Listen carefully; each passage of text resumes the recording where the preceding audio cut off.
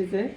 मैं कवि रामचंद्र जानकी शरणदास आज आपके सामने सिंहासन बत्तीसी की एक कथा सुनाने जा रहा हूँ। लीलावती नाम की पांचवी पुतली है।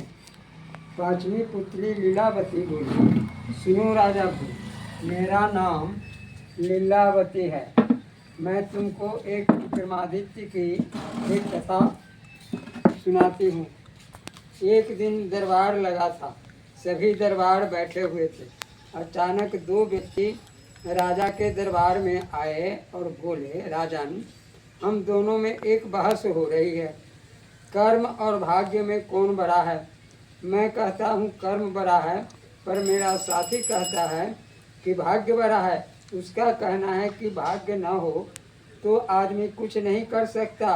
मेरा कहना है कि कर्म करो, भाग्य साथ देगा। प्रश्न सुनकर राजा विक्रम सोच में पड़ गया। उसने दरबारियों की ओर देखा, पूछा, बताइए कर्म और भाग्य में कौन बड़ा है। इस प्रश्न पर दरबारी चुप रह गए। अंत में दोनों आदमियों ने कहा, राजा विक्रम के दरबार से आज तक कोई निराश नहीं गया है। तुम्हारे प्रश्न का उत्तर मिलेगा पर 6 माह बाद। यह सुनकर दोनों चले गए। राजा भोज विक्रमादित्य चिंता में पड़ गया। वह भी फैसला न कर पा रहा था। अतएव वह स्वयं इसका अनुभव करने के लिए अपने मंत्री को राजभार सौंपकर निकल गया और दूसरे राज्य में नौकरी की तलाश करने लगा। वहाँ वह एक सेठ से मिला। वो बोला, तुम क्या काम कर सकते हो। विक्रम बोला, मैं संकट में सहायता कर सकता हूँ। सेठ ने पूछा, वेतन क्या लोगे। विक्रम ने कहा, 1000 रुपये वेतन लूँगा। किंतु सेठ कहने लगा, मैं 200 रुपया दूंगा, पर संकट में सहायता करना। राजा विक्रम नौकरी करने लगा। काम कुछ न था, चुपचाप पड़ा रहता था, पर अपना आधा वेतन दान कर दिया करता था।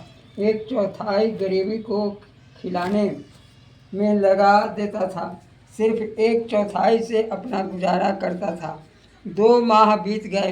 एक दिन सेठ राजा विक्रम के पास आया।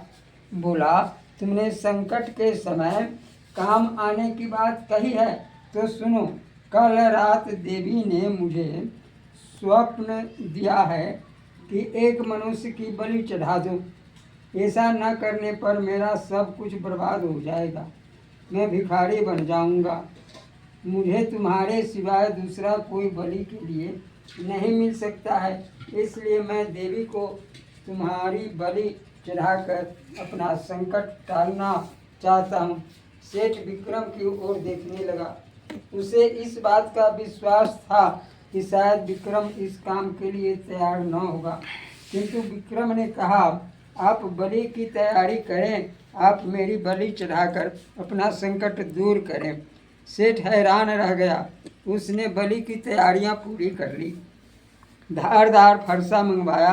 विक्रम को टीका लगाकर वेदी की परिक्रमा की और कहा, देवी के आगे गर्दन झुका दो, मैं बलि दूंगा। विक्रम ने गर्दन झुका दी। तभी सेठ ने धारदार फरसा दूर फेंक कर राजा विक्रम को गले लगा लिया और कहा, मैं तुम्हारी परीक्षा ले रहा था, तुम इसमें एकदम खरे उतरे हो। सेठ सम्मानपूर्वक उसे वापस ले आया, बड़ा स्वागत किया।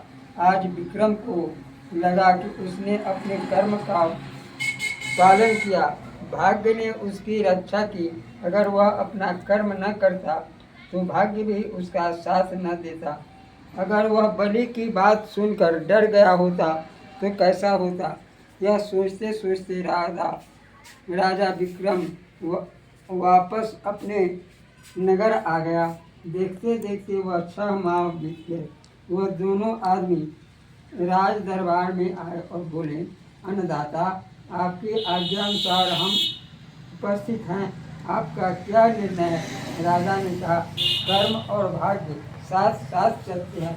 भाग्य प्रबल है, पर इंसान कर्म न करे तो भाग्य डूब जाएगा। कर्म मनुष्य करता रहे, अगर भाग्य साथ न देगा वह कर्म का फल डूब जाएगा। कर्म और भाग्य का यही संबंध है। राजा विक्रमादित्य का यह उत्तर सुनकर सभी दरबारी जय जयकार करने लगे। इस प्रकार हे राजा भोज, विक्रम ने कर्म और भाग्य का संबंध बतलाया। क्या तुम्हारे पास इतनी बुद्धि है? तब तो तुम इस सिंहासन पर अवश्य बैठो। अपनी बात कहकर वह पुतली आकाश में उड़ गई। सारा दरबार यह देखता रह गया। यह कथा आपको पसंद आए तो कृपया इसे नेट पर बोलकर सब्सक्राइब अवश्य कर दें। जय श्री सीते।